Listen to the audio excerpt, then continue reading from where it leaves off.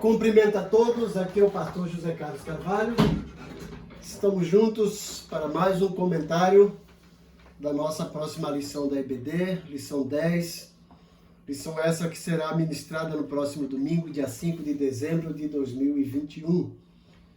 O título da lição é Paulo e seu amor pela igreja. Então, lembrando que estamos focando nesse trimestre a figura de Paulo, não apenas Paulo como pessoa, mas Paulo com seu ministério. Vimos sobre sua conversão, sobre o seu chamado ministerial, especificamente apóstolo dos gentios. Vimos a sua vocação de discipulador e hoje vamos falar dele, focando o amor pela igreja. Como sempre, meu desejo é que o Espírito Santo use cada um de vocês, professores, com unção, com sabedoria e com muito dinamismo. Vamos então à nossa aula. O nosso texto áureo encontra-se em 2 Coríntios, capítulo 5, versículos 14, parte A, que diz o seguinte: porque o amor de Cristo nos constrange. Então, o que movia Paulo, o que impulsionava ele, o que motivava, era esse amor de Cristo. Por causa do amor de Cristo que o alcançou, ele se sentia constrangido e desafiado a demonstrar esse amor pelos seus discípulos e pelas igrejas que ele fundara. A nossa verdade prática é que o amor cristão não é um sentimento egoísta, mas o sacrifício dos próprios desejos para o bem dos outros. Então, o amor é muito mais que sentimento. Amor é um compromisso. E nós vamos focar um pouco nessa lição a respeito do amor e um pouco das suas características, mas especificamente focando a atitude de Paulo no tocante ao amor para com as igrejas. Os nossos objetivos. Primeiramente, o objetivo geral é compreender o amor pela igreja, principalmente no tempo que estamos vivendo e que temos uma gama de crentes descontentes com a igreja, é o movimento dos desigrejados. Então nós precisamos mais do que nunca compreender, ter uma compreensão exata do amor pela igreja, o amor de Deus pela igreja, o amor dos ministros pela igreja e o amor de todo e qualquer cristão pela igreja, independente dos erros que as igrejas têm cometido. Eu sempre digo que, a despeito de tudo isso, a igreja ainda é e sempre será a única entidade credenciada por Deus como sua representante aqui na Terra. E os objetivos específicos, lembrando que cada objetivo corresponde a um tópico. O primeiro objetivo é destacar o amor de Paulo pela igreja. Então vamos colocar em destaque o amor de Paulo pelas igrejas que ele fundou. O intuito é fazer com que esse amor também faça parte das nossas vidas. O segundo objetivo é relacionar o amor com a fé na igreja. Nós vemos Paulo, ele trabalha bastante nas igrejas uma tríade de virtudes permanentes. Ele vai falar sobre amor, fé e esperança. Nessa lição vamos focar sobre essa tríade. E o terceiro objetivo é elencar as 3 virtudes da igreja de Tessalônica. Uma igreja fantástica, uma das igrejas privilegiadas e preferidas do apóstolo Paulo. Certo? Então os professores precisam prestar atenção no objetivo geral, que é o todo da lição, e cada um desses objetivos que tem como foco cada um dos tópicos da lição. Vamos avante. Então, lembrando aqui que as virtudes da igreja de Tessalônica é fé, amor e esperança, como eu havia frisado antes. O ponto central da lição: ame a igreja de Cristo. Então o professor tem que focar nisso, tem que colocar na mente, no coração dos seus alunos essa paixão, esse amor pela igreja de Cristo, pela igreja local. Ame a sua igreja local. Então, ame a igreja de Cristo, a igreja como um todo, e ame a sua igreja local. Eu gosto sempre de dizer que nós encontramos no Novo Testamento 114 vezes a palavra igreja.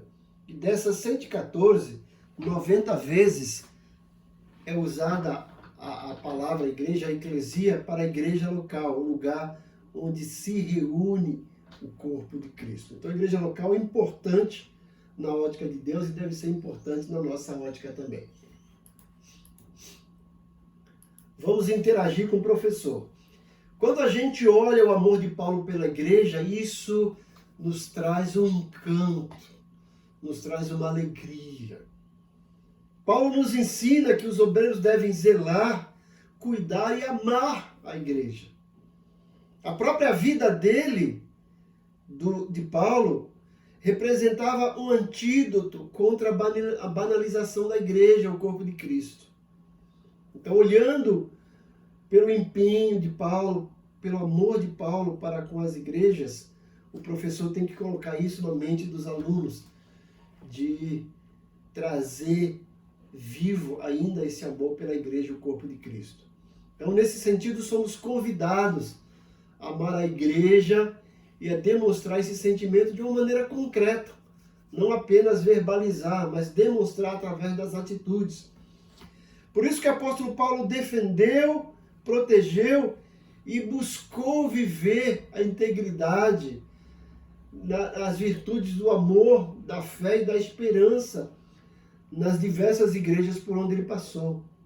Então, professor, coloque isso na mente dos seus alunos. Ame a igreja de Cristo. Ame sua igreja local.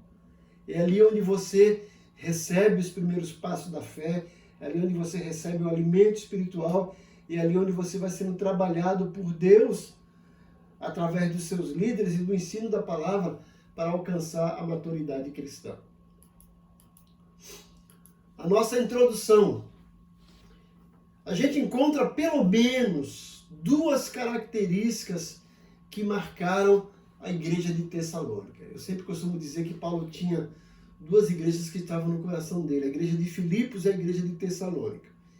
E algumas características da igreja de Tessalônica são o amor ao Senhor Jesus e esse amor recíproco entre os irmãos. Convém dizer que o apóstolo João frisa nas suas epístolas: como é que nós podemos dizer que amamos a Deus a quem não vemos, se odiamos o irmão a quem vemos? Então João deixa claro que o amor de Deus deve ser expresso através do amor para os nossos irmãos. E a igreja de Tessalônica deixa isso também bem ilustrado.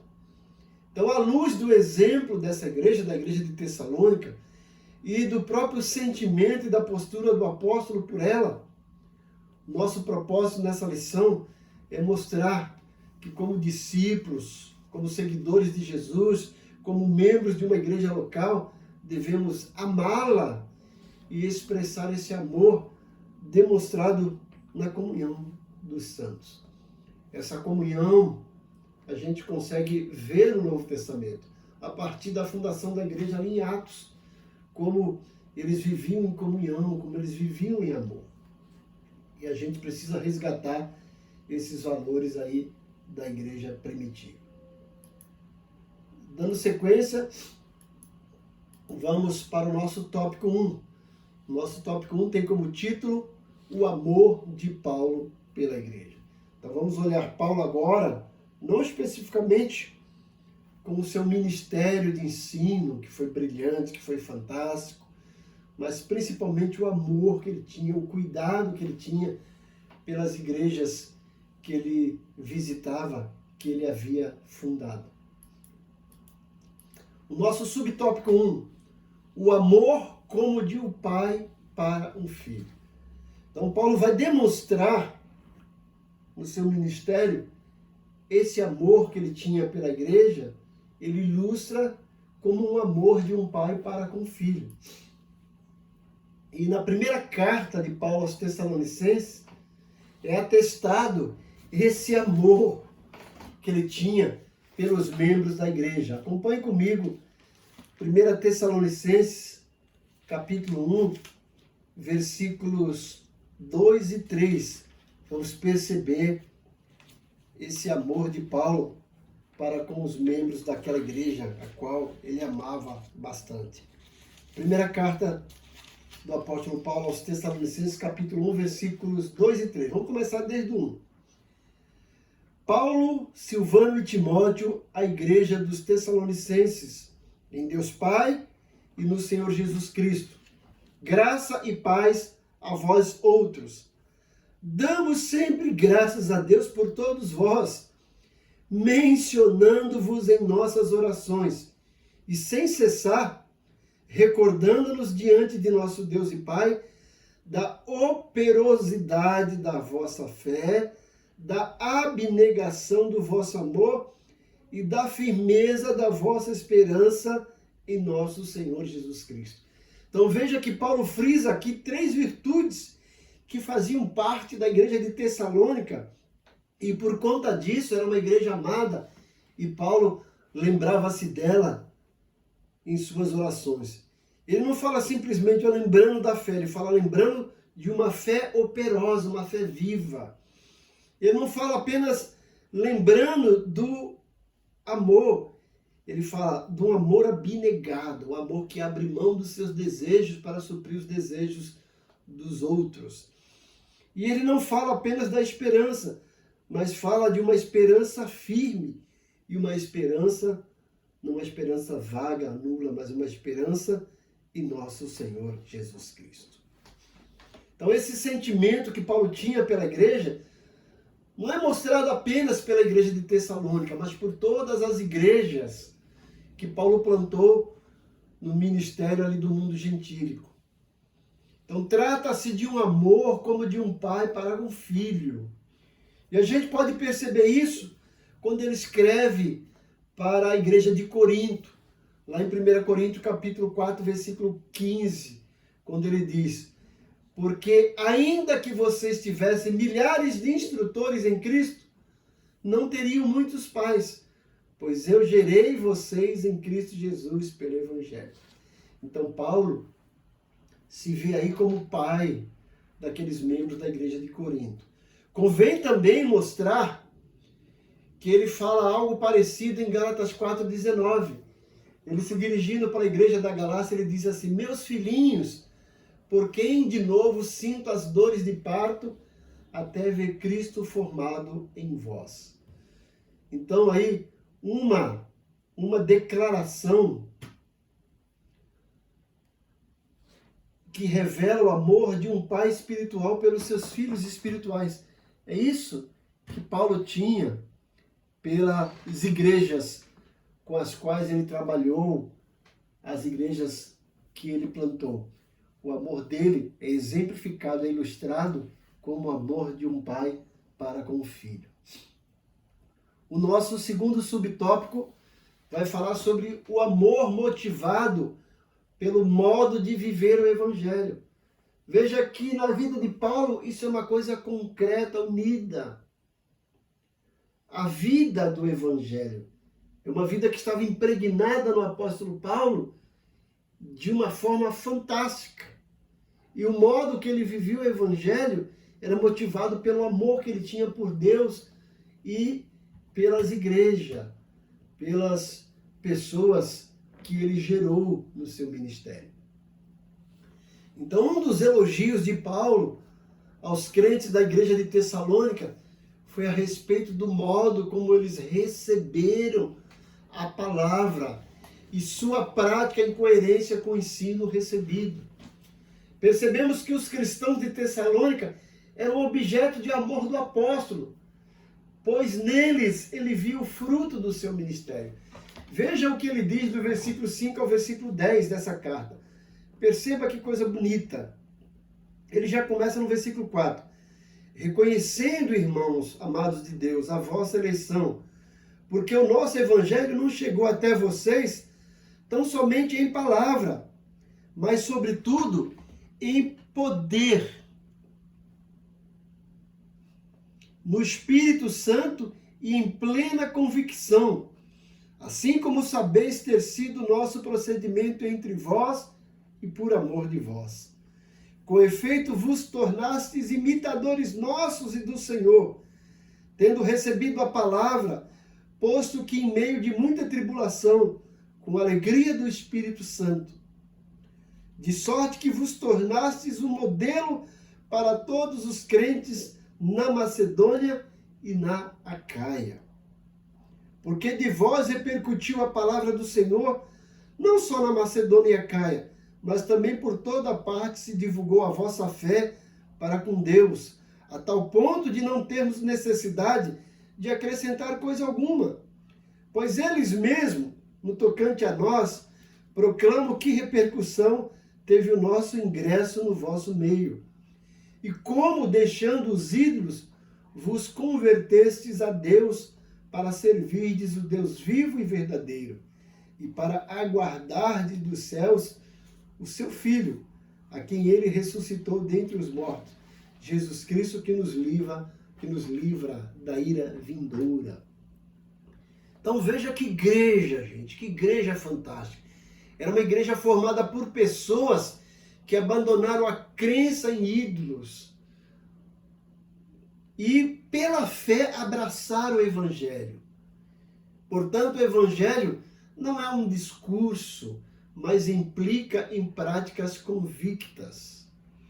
A disposição que havia nos crentes de Tessalônica tocava o coração do apóstolo. Veja que Paulo fala assim, o Evangelho chegou a vocês e vocês passaram para os outros lugares a ponto de chegar aos nossos ouvidos que o que nós fizemos por vocês não foi em vão, porque vocês se tornaram modelo, exemplo de todas as igrejas ali da Macedônia, da Acaia e de adjacência. Veja, gente, esse amor motivado no coração dos tessalonicenses, motivo esse que eles perceberam em Paulo, levou eles a viver o Evangelho de uma forma prática, íntegra, e transmitir esse Evangelho a outras pessoas, e justamente por causa do amor, um amor prático. O nosso subtópico 3, o amor deve nortear a nossa vida na igreja local. Então, tudo que fizermos na igreja tem que ser por amor, amor a Deus, amor à obra, amor ao próximo. Num tempo em que estamos vivendo, encontramos diversas críticas à igreja local. Então, como eu disse, né, muita gente saindo da igreja, reclamando, né, dizendo, a igreja tem muito hipócrita, eu não vou mais para a igreja, eu não preciso de igreja para servir a Deus. Olha, eu na minha casa sou igreja, isso não é verdade. Eu quero dizer para você, embora a igreja não seja o templo, o local onde a gente se reúne, mas a igreja é a reunião dos santos. A própria palavra igreja, a eclesia, é a assembleia dos chamados para fora. Veja que isso expressa uma pluralidade. Um crente sozinho não é igreja. Agora, um crente em conjunto, em comunidade, forma uma igreja. E por mais que a igreja seja atacada, como eu disse antes, a igreja ainda é e sempre será a única agência de Deus credenciada por Ele como sua representante aqui na terra. Eu sempre costumo dizer que as pessoas saem da igreja reclamando porque tem gente hipócrita, porque foi ferido. Eu não vejo as pessoas saindo do trabalho porque tem amigos lá que são hipócritas, porque os patrões são hipócritas. Eu não vejo as pessoas mudando de bairro porque tem vizinho hipócrita. Eu não vejo as pessoas mudando de família porque tem membros da família que são hipócritas. Mas na igreja eles fazem isso, né? E está na hora de nós resgatarmos os valores de igreja. Está na hora de demonstrar amor pela igreja em que congregamos. Esse é o lugar que Deus nos plantou, o lugar onde servimos a Ele, onde compartilhamos a comunhão com outros irmãos e onde realizamos a obra de Deus. O amor de Paulo pela igreja, né, toca o nosso coração. E assim precisamos ser encorajados a manifestá-lo na igreja local em que congregamos. demonstrar esse amor, esse carinho, esse apreço e essa valorização pela igreja onde congregamos. Ok? Então, a síntese do nosso tópico 1, ame sua igreja local. Então, demonstre esse amor. Se você não está contente com ela, tente fazer alguma coisa para que ela mude, para resolver os problemas. Mas não deprecie a sua igreja local. Ame. O nosso subsídio pedagógico. Então, o amor pela igreja de Cristo, e especificamente pela igreja local, é um exemplo precioso do apóstolo para nós.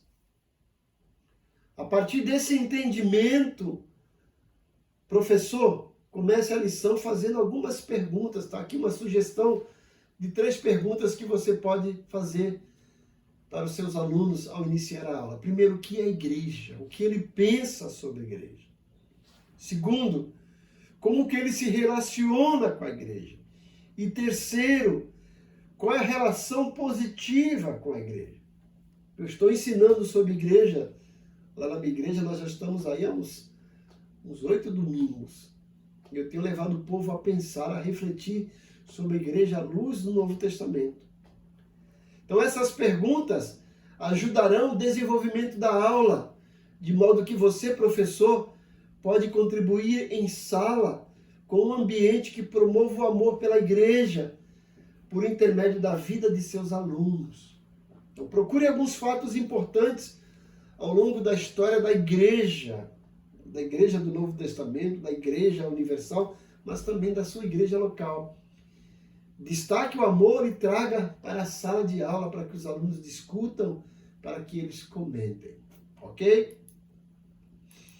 O nosso segundo tópico, amor e fé na igreja. Então vamos trabalhar essas 2 virtudes, amor e fé na igreja.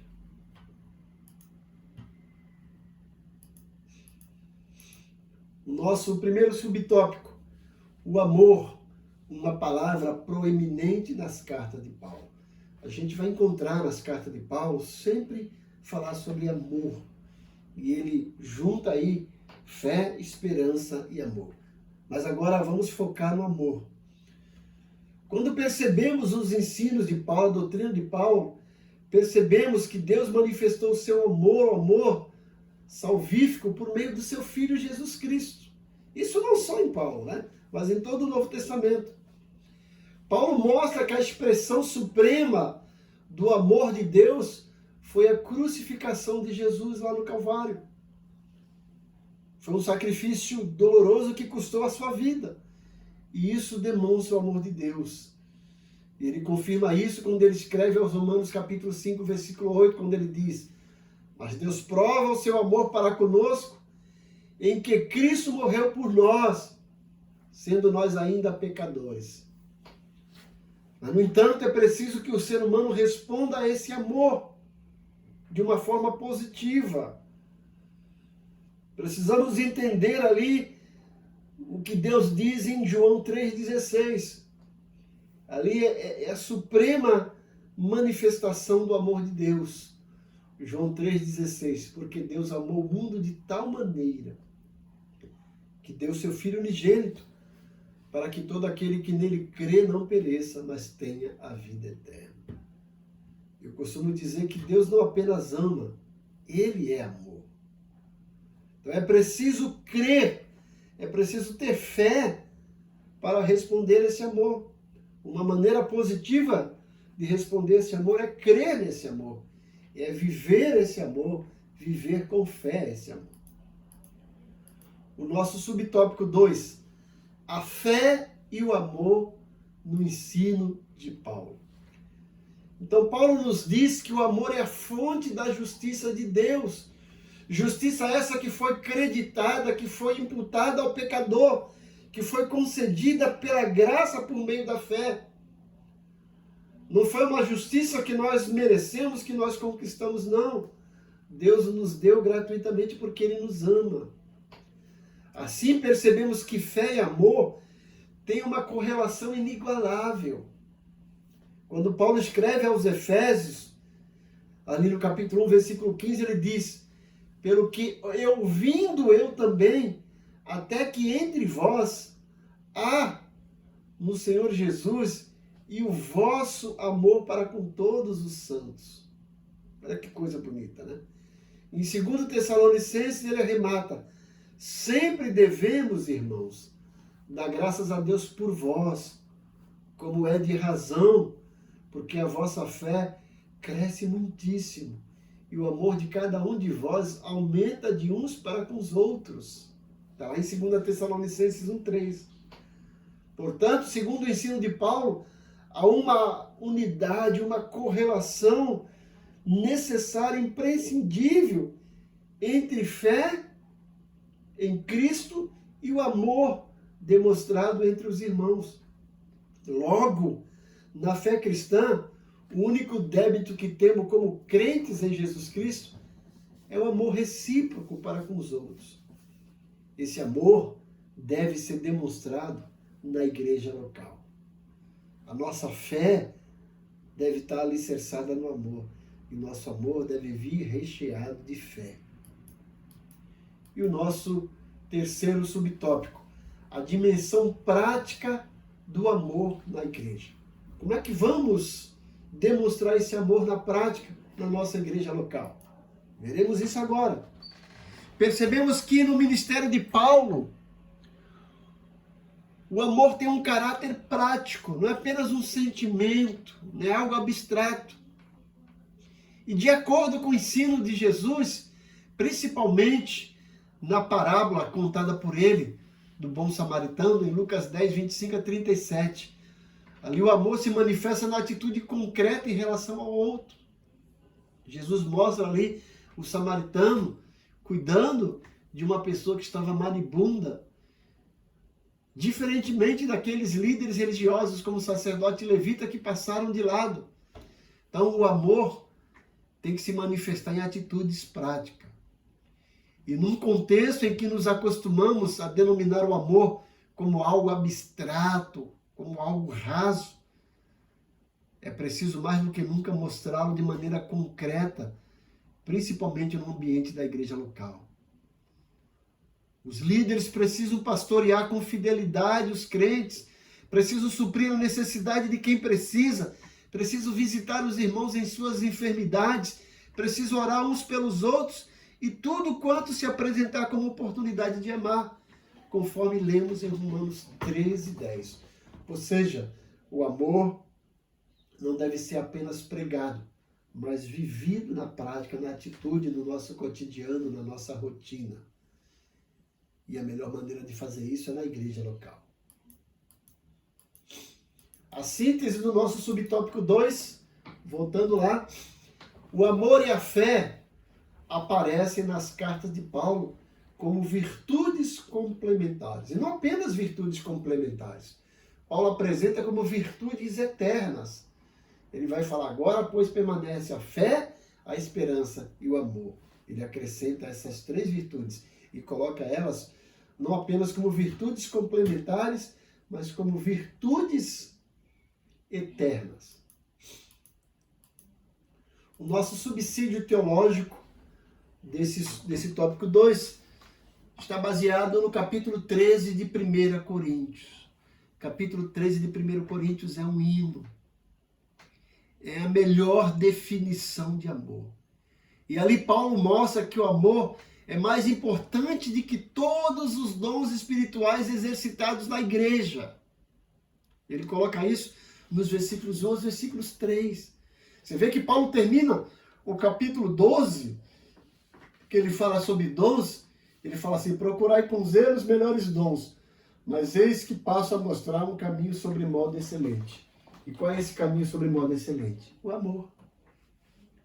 Então, uma fé grande, atos de declaração ao sacrifício, realização de poder de milagres, tem poucos efeitos se estiverem desprovidos de amor. O amor faz com que as nossas ações e dons sejam úteis. Sem amor, as nossas ações, os nossos dons são inúteis. Embora as pessoas tenham diferentes dons, o amor está disponível a todos. A nossa sociedade confunde o amor e a luxúria e acham que amor é um sentimento. Ao contrário da luxúria, o amor é dirigido exteriormente às outras pessoas e não interiormente a nós mesmos. Paulo fala, o amor não é egoísta, não pensa em si mesmo, não busca os seus próprios interesses. Então o amor é totalmente desinteressado. Esse tipo de amor apresentado em 1 Coríntios 13, amor ágape, o amor de Deus, é contrário às nossas inclinações naturais. É impossível ter esse amor a menos que Deus nos ajude a colocar nossos próprios desejos naturais de lado, de forma que possamos amar e não esperar nada em troca. Desse modo, quanto mais nos tornamos semelhantes a Cristo, mais amor mostraremos para com os outros. Então esse é o nosso subsídio teológico. Dando sequência, vamos para o nosso tópico 3, que tem como título As 3 virtudes na igreja de Tessalônica. Vamos perceber ali 3 virtudes que Paulo coloca, que são virtudes correlatas, complementares e também eternas. Que virtudes são essas? É fé, amor e esperança. O nosso primeiro subtópico, as 3 virtudes teologais. 1 Tessalonicenses 1:3, que a gente já leu, vamos ler novamente. Recordando diante de nosso Deus e Pai, de uma fé operosa, de um amor abnegado e de uma esperança firme em nosso Senhor Jesus Cristo. Essas são as 3 virtudes. Veja que o apóstolo orando, ele diz, lembrando-nos, sem cessar, olha lá, da obra da vossa fé, do trabalho do amor e da paciência da esperança em nosso Senhor Jesus Cristo.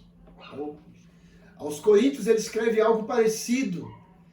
Ele diz lá em 1 Coríntios 13:13, agora, pois, permanecem a fé, a esperança e o amor. Esses 3. Mas o maior desses é o amor. Então Paulo coloca lá o amor como o alicerce, como sustentáculo dessas outras virtudes que são a fé e a esperança. Paulo deixa bem claro que essas 3 virtudes formam uma tríade especial. E não apenas isso, né? Elas não são apenas correlatas e complementares, são eternas. Mas Paulo deixa bem claro que o amor é o maior, é a maior delas. E que o amor que propicia a existência das outras 2. Sem amor não adianta ter esperança, não adianta ter fé. A fé e a esperança estão fundamentadas no amor. Então essas 3 virtudes devem participar da vida de qualquer igreja local. O nosso subtópico 2, a virtude da fé. Então a primeira virtude que Paulo menciona aqui é a fé. Na carta aos Tessalonicenses, a fé se refere ao efeito prático que o apóstolo denomina de obra de fé. Ele está falando uma fé operosa, ou seja, eu creio em Deus e porque creio em Deus eu vou viver isso na prática.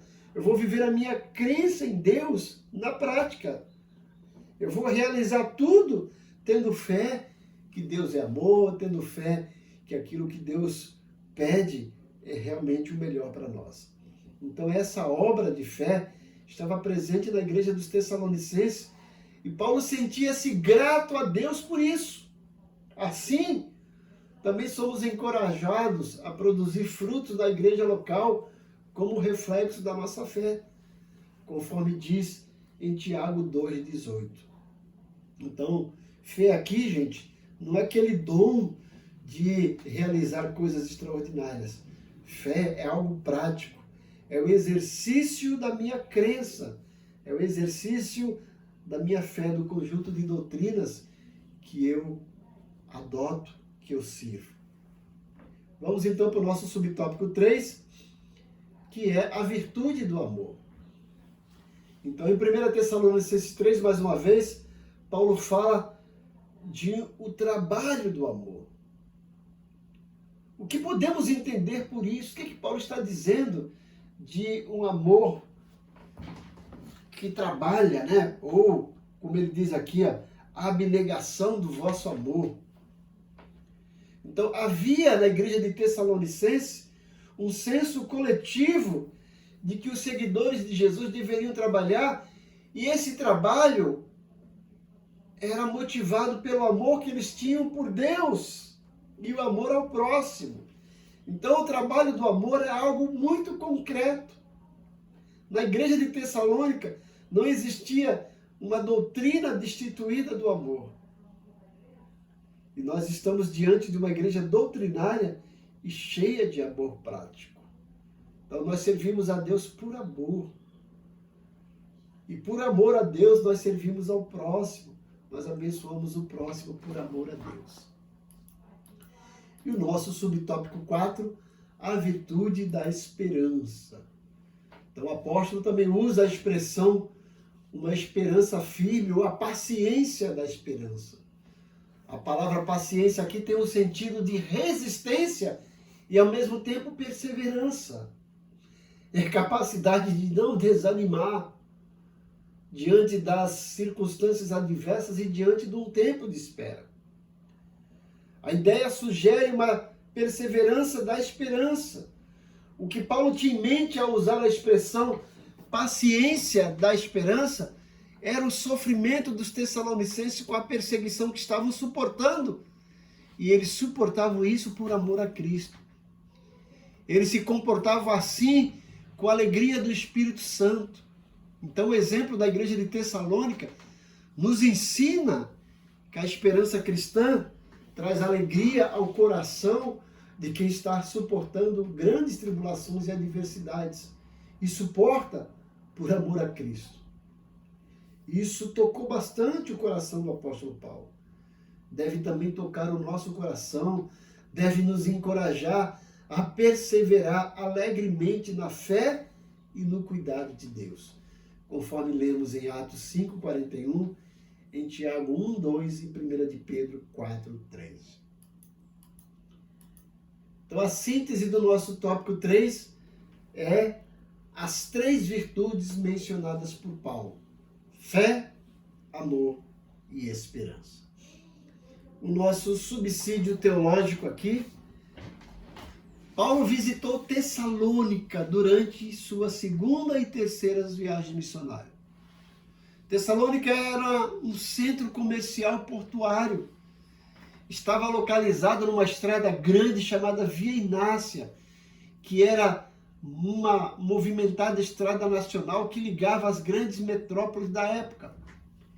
E é provável que o apóstolo tenha escrito as 2 cartas aos Tessalonicenses enquanto estava na cidade de Corinto. O evangelho veio em poder aos Tessalonicenses e teve um efeito poderoso na vida dos crentes, conforme ele relata em 1 Tessalonicenses 1:5. Sempre que a Bíblia é ouvida e obedecida, vidas são transformadas. O cristianismo é mais do que uma coleção de fatos importantes. É o poder de Deus para todo aquele que crê. O que o poder de Deus tem feito em sua vida desde o momento em que você creu no Senhor pela primeira vez? É uma pergunta para que fica aí para a sua reflexão. E a nossa conclusão é que essa lição nos ensina que devemos amar.